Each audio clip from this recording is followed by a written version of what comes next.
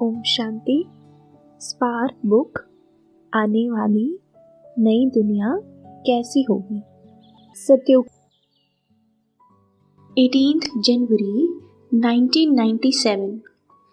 आत्मा बिंदु रूप में रहेगी तो ड्रामा बिंदु भी काम में आएगा और समस्याओं को भी सेकंड में बिंदु लगा सकेंगे और बिंदु बन परम धाम में बिंदु जाएगी। जाना है ये सीधा स्वर्ग में जाएंगे। कहाँ जाएंगे?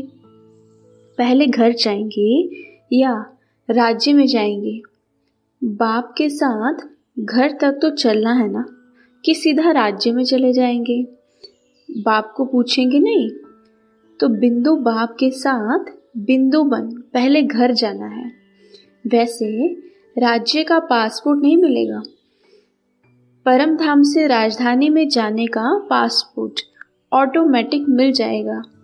किसको देने की आवश्यकता नहीं। जितना नज़दीक होंगे उतना नंबरवार परम धाम से राज्य में आएंगे।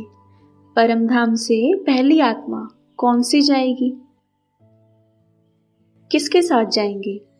ब्रह्मा बाप के साथ जाएंगे। सभी राज्य में भी साथ में जाएंगे या दूसरे तीसरे जन्म में जाएंगे? जाना है ना, प्यार है ना। ब्रह्मा बाप को छोड़ेंगे तो नहीं, साथ जाएंगे।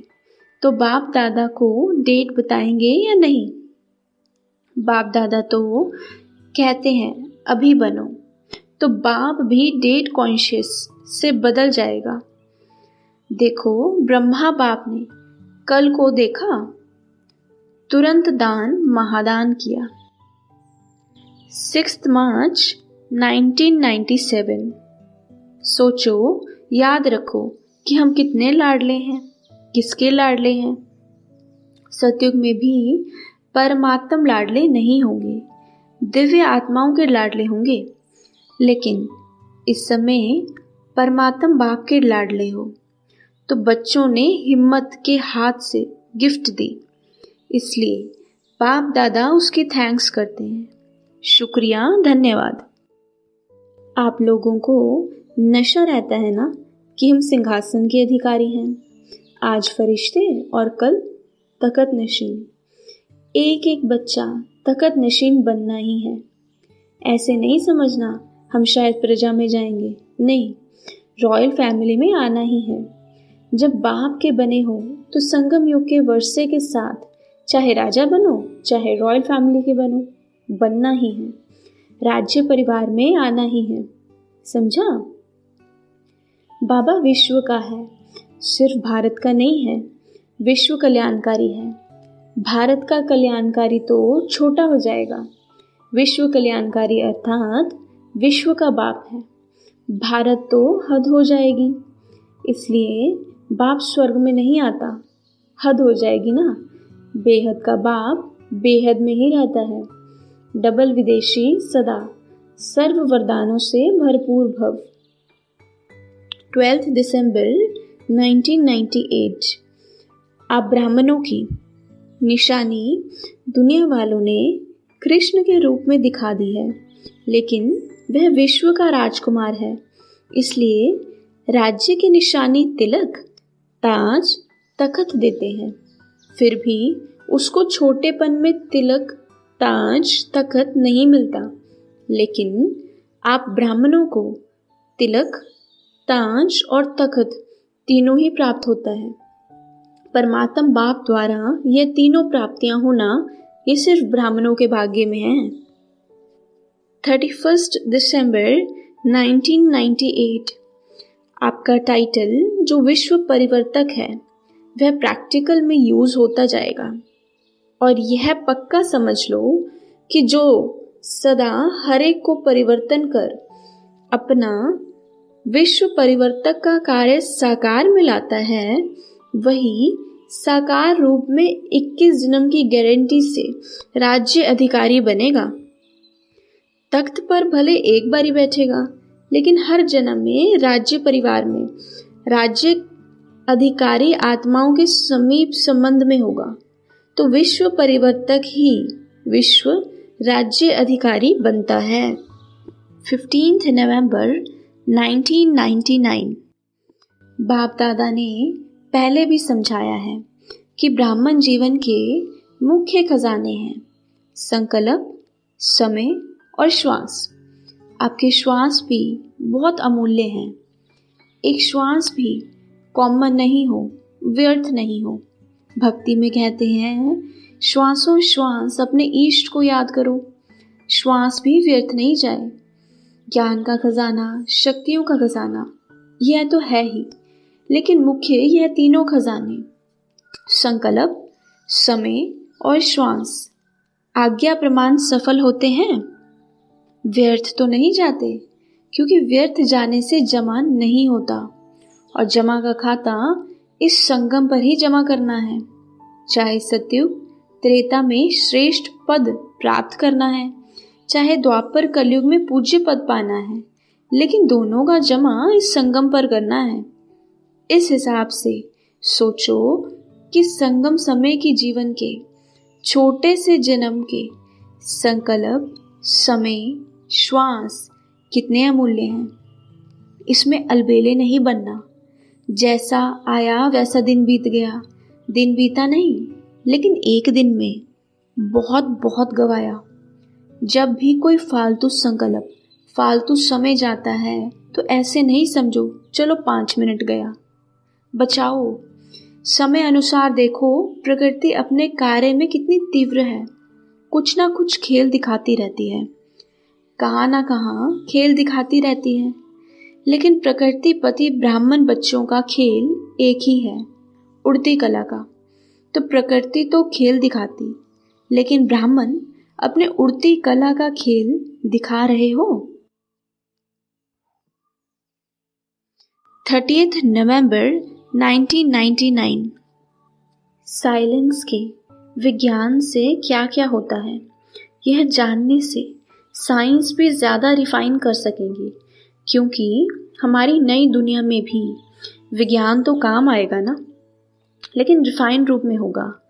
अभी के विज्ञान के इन्वेंशन में फ़ायदा भी है, नुकसान भी है, लेकिन नई दुनिया में रिफाइन विज्ञान होने के कारण नुकसान का नामो निशान नहीं होगा।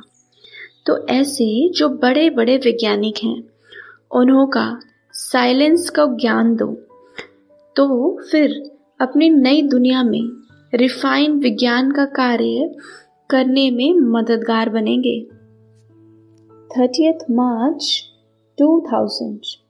अभी भी सेवा में साथ रहेंगे और साथ चलेंगे। अपने घर में और फिर राज्य में ब्रह्मा बाप के साथ रहेंगे। पक्का है ना? क्या बनेंगी? कृष्ण की सखी बनेंगी।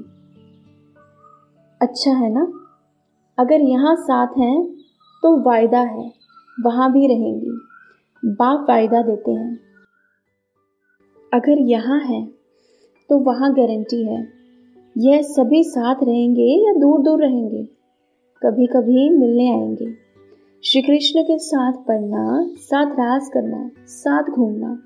पांडव भी रास करेंगे या सिर्फ बहनें ही करेंगी? दोनों को चांस है, जो चाहे वह कर सकता है, क्योंकि अभी सीट फिक्स नहीं हुई है। सिर्फ 2 सीट फिक्स हैं, 3-4 से खाली हैं, अनाउंस नहीं हुई है। नंबर ले सकते हो। 17 अक्टूबर 2003। अभी परमात्म पालना, परमात्म पढ़ाई, परमात्म श्रीमत के आधार पर यह एक संगम युग का जन्म सदा अधिकारी नहीं तो 21 जन्म कैसे राज्य अधिकारी बनेंगे? हिसाब है ना? इस समय का स्वराज्य, स्व का राजा बनने से ही 21 जन्म की गारंटी है। मैं कौन और क्या बनूंगा?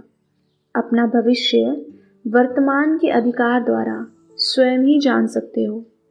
सोचो, आप विशेष आत्माओं की अनादि आदि पर्सनालिटी और रॉयल्टी कितनी ऊंची है।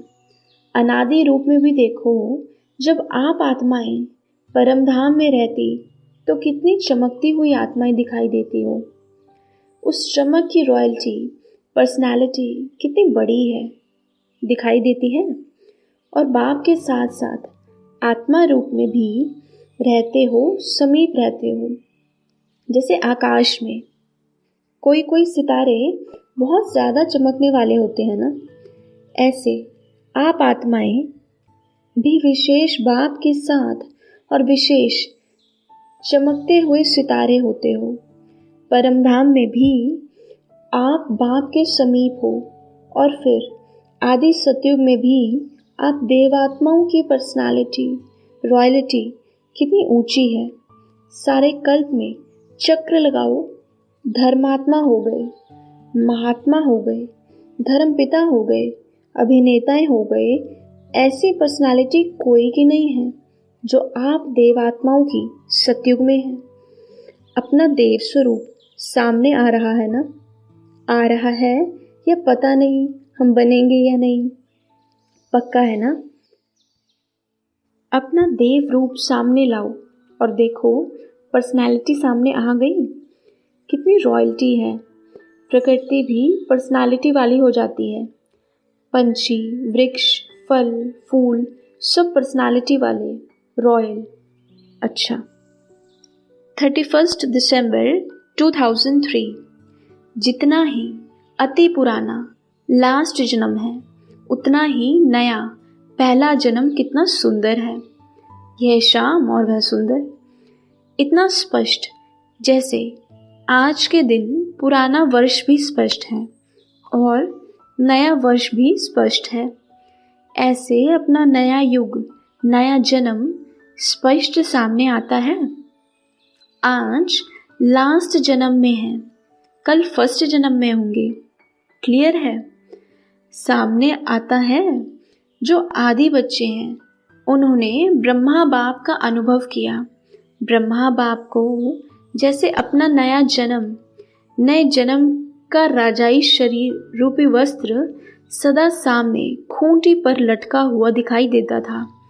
जो भी बच्चे सामने मिलने जाते वह अनुभव करते।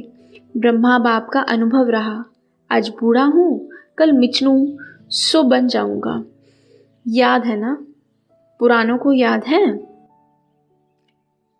भी आज और कल का खेल। इतना स्पष्ट भविष्य का अनुभव हो। आज स्वराज्य अधिकारी हैं, कल विश्व राज्य अधिकारी। 5 मार्च 2004। 21 जन्म ही राज्य अधिकारी बनना है। राज्य अधिकारी अर्थात रॉयल फैमिली में भी राज्य अधिकारी। तख्त पर तो थोड़े बैठेंगे ना, लेकिन वहाँ जितना तख्त अधिकारी को समान है उतना ही रॉयल फैमिली को भी है। उन्हों को भी राज्य अधिकारी कहेंगे, लेकिन हिसाब अभी के कनेक्शन से है। अभी कभी कभी तो वहाँ भी कभी कभी, अभी सदा तो वहाँ भी सदा। तो बाप दादा से संपूर्ण अधिकार लेना अर्थात वर्तमान और भविष्य का पूरा पूरा 21 जन्म राज्य अधिकारी बनना। 15 नवंबर 2005।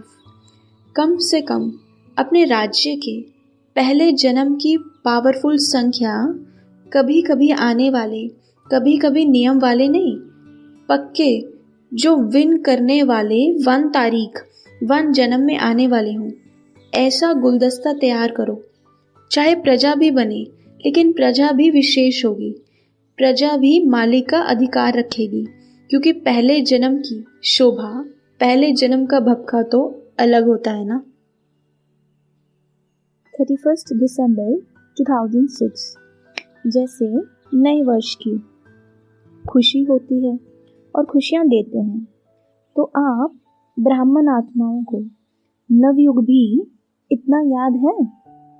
नवयुग नयनों के सामने आ गया है। जैसे नए वर्ष के लिए दिल में आ रहा है कि आया कि आया, ऐसे ही अपने नवयुग के लिए इतना अनुभव करते हो कि आया कि आया।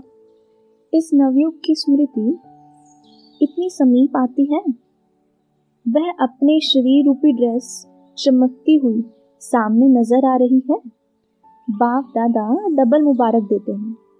बच्चों के मन में, नयनों में नवयुग की सीनरियाँ इमर्ज हैं। कितना अपने नवयुग में तन मन धन जन श्रेष्ठ है, सर्व प्राप्तियों के भंडार हैं। खुशी है कि आज पुरानी दुनिया में है और अभी अभी अपने राज्य में होंगे। याद है अपना राज्य?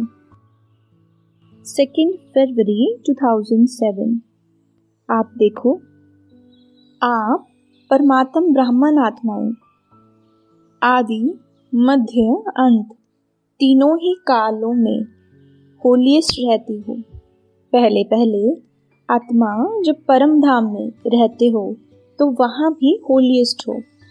फिर जब आदि में आते हो तो आदि काल में भी देवता रूप में होलीस्ट आत्मा रहे। होलीस्ट अर्थात पवित्र आत्मा की विशेषता, पवित्रता में रहते संपूर्ण पवित्र रहना।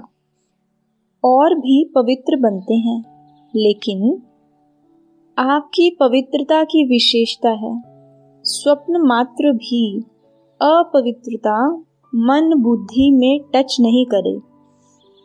सतयुग में आत्मा भी पवित्र बनती और शरीर भी आपका पवित्र बनता। आत्मा और शरीर दोनों की पवित्रता जो देव आत्मा रूप में रहती है वह श्रेष्ठ पवित्रता है। जैसे होलीस्ट बनते हो इतना ही हाईएस्ट भी बनते हो। सबसे ऊंचे ते ऊंचे ब्राह्मण आत्माएं और ऊंचे ते ऊंचे बाप के बच्चे बने हो। साकार मुरली 1 जनवरी 1990। शिव भगवान वाच। सतयुग में देवताओं को मान की तांत ही नहीं, वहां पेट भरा रहता है। सोना ढूंढने की दरकार नहीं रहेगी, तुमको खोदना नहीं पड़ता। सतयुग में तुमको कोई परवाह नहीं, वहां तो सोना ही सोना है, ईंटें ही सोने की होती हैं। 4 जनवरी 1990। राजधानी स्थापन हो रही है। सब एक जैसे हो नहीं सकते। राजाई में तो सब वैरायटी चाहिए। प्रजा को बाहर वाला कहा जाता है। यहाँ वजीर आदि की दरकार नहीं रहती। वहां तो तुम्हारी सब मनोकामनाएं पूरी हो जाती हैं। सतयुग में थोड़े ही कोई रहम दिल कह कर बुलाएंगे। 7 जनवरी 1990। वहाँ ईंट पत्थर का नाम नहीं होता। बिल्डिंग बनती है, उसमें भी सोने चांदी के सिवाय कीचड़ पट्टी नहीं होती। वहाँ साइंस से बहुत सुख है। वास्तव में वंडर ऑफ द वर्ल्ड है ही स्वर्ग। 9 जनवरी 1990। सिर्फ एक सोमनाथ का मंदिर सोने का नहीं होगा, और भी बहुतों के महल सोने के होंगे। साइंस जो अभी सीख रही है, थोड़े वर्ष में बहुत होशियार हो जाएंगे, जिससे वहाँ बहुत अच्छी अच्छी चीजें बनेंगी। वहाँ सबको अपनी खेती होगी, टैक्स आदि कुछ नहीं पड़ेगा। वहाँ अथाह धन होगा, जमीन भी ढेर होती है। नदियां तो सब होंगी, बाकी नाले नहीं होंगे। वहाँ पवित्रता के कारण आयु भी बड़ी होती है। आयु भी 150 वर्ष होती है। अपने समय पर एक शरीर छोड़ दूसरा लेते हैं। जो राज्य स्थापन करता हूँ वहाँ अकाले मृत्यु, दुख आदि कभी नहीं होता। 22 जनवरी 1990। राजाई पद पाने वाले की रहनी करनी ही अलग होगी, उनकी कथनी करनी एक होगी। 5 फरवरी 1990। सतयुग में तो कई प्रकार की गंध नहीं होती। वहाँ रावण की चंचलता नहीं जो चलायमान हो, वहाँ तो योगी लाइफ रहती है। यह सब बीमारियां योग बल से खत्म हो जाती हैं। 7 फरवरी 1990। सतयुग में तो जानवर आदि फर्स्ट क्लास होंगे। 9 फरवरी 1990। इंग्लैंड, रशिया आदि कितने बड़े बड़े हैं, सतयुग में नहीं थे। एक ही धर्म, एक ही राज्य था। 24 फरवरी 1990। सतयुग में महल सोने के होंगे, दरवाजों पर भी जड़ित लगे हुए होंगे। 5 जनवरी 2002। सतयुग और त्रेता युग को गार्डन ऑफ फ्लावर कहा जाता है। 8 जनवरी 2002। सतयुग में भी स्कूल में जाते हैं, भाषा, धंधाधोरी आदि सब सीखेंगे। वहाँ सब कुछ बनता होगा। सबसे अच्छे से अच्छी चीज जो होनी चाहिए वह स्वर्ग में होती है। अच्छे से अच्छी वस्तु मिलती है देवताओं को। 13 जनवरी 2002। अपने राज्य में प्रकृति के पांचों ही तत्व भी सदा आज्ञाकारी सेवाधारी होंगे। प्रकृति और चैतन्य सेवाधारी आपके चारों ओर घूमते रहेंगे। हाँ जी मालिक, यह सदा मीठा मीठा साज सुनाते रहेंगे। वहाँ ऐसे पंख नहीं हिलाएंगे, वहाँ तो प्रकृति आपको पंखा करेगी। एक एक हीरा इतनी रोशनी देगा जो आज की लाइट से वंडरफुल लाइट होगी। सदा आपके महलों में 9 रंग के हीरों की लाइट होगी। 9 रंग की मिक्स लाइट कितनी बढ़िया होगी। आपके महलों के आगे पीछे अनेक विमान खड़े होंगे। चलाने वालों का भी इंतजार नहीं करना पड़ेगा। छोटे से छोटे बच्चे भी चला सकते हैं। बच्चा स्विच दबाएगा और उड़ेगा। एक्सीडेंट तो होना ही नहीं है। विश्वकर्मा ऑर्डर करेगा और महल विमान तैयार। ईश्वरी जादू के प्रारब्ध की नगरी होगी। 4 फरवरी 2002। लक्ष्मी नारायण जब विश्व पर राज्य करते थे तो और कोई धर्म नहीं था, ना कोई खंड था, एक ही भारत खंड था। 6 मार्च 2002। सतयुग में फर्स्ट क्लास नेचुरल ब्यूटी रहती है। 5 तत्व सत्व प्रधान होने से शरीर भी सुंदर होते हैं। 8 मार्च 2002। राधे कृष्ण अलग अलग राजधानी के थे। स्वयंवर के बाद लक्ष्मी नारायण नाम पड़ता है। 23 अप्रैल 2002। स्वर्ग में कोई बुरा काम होता ही नहीं, क्योंकि वहाँ रावण राज्य है ही नहीं, इसलिए वहाँ कर्म अकर्म होते हैं। 10 मई 2002। सतयुग में तो सुख शांति संपत्ति सब है। वहाँ कभी अकाले मृत्यु होती नहीं। सतयुगी राजधानी का दिव्य दर्शन। गुलजार दादी जी। स्वर्ग वो दुनिया है, वहाँ जो भी हम समझते हैं वो सब अच्छे से अच्छा है। जैसे कि अपना शरीर है तो शरीर में कोई डिफेक्ट नहीं, कोई भी अंग नीचे ऊपर नहीं। स्वर्ग में किसी के भी अंग लंबा चौड़ा टेढ़ा मेढ़ा नहीं होता। आजकल की फैशन वहाँ नहीं है, नेचुरल ब्यूटी है। वहाँ देवताओं के शरीर विकार से पैदा नहीं होते, वो तो योग बल से पैदा होते हैं। तो जैसा बीज होगा वैसा शरीर होगा। आत्मा संपूर्ण, शरीर भी संपूर्ण मिलेगा। तन संपूर्ण है तो मन में भी कोई अशांति नहीं है। खुशी का आधार प्राप्ति है। वहाँ कोई उठाने नहीं आता है, आप पे ही आंख खुल जाती है। थकावट नहीं होती, बोझ का कार्य है ही नहीं। क्लास में जाना है, दफ्तर में जाना है, ऐसी जिम्मेवारी वहाँ नहीं है।